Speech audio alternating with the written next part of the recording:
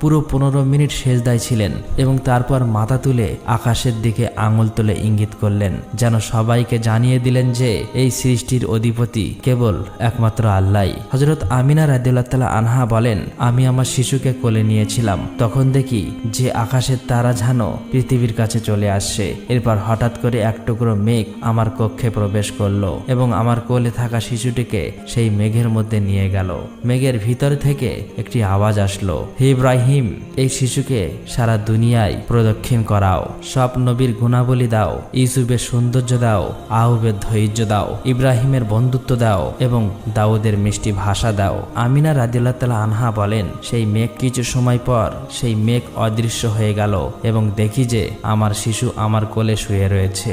সকাল হয়ে এসেছিল। হযরত শিফা বাইরে গিয়ে নবী করিম সাল্লাল্লাহু আলাইহি সাল্লামের দাদা হযরত আব্দুল মুত্তালিবকে সুখবর দিলেন, হে আব্দুল মুত্তালিব, তোমার নাতি জন্মগ্রহণ করেছে। এই কথা শুনে রাত জাগা আব্দুল মুত্তালিবের সমস্ত ক্লান্তি যেন মুহূর্তেই চলে গেল।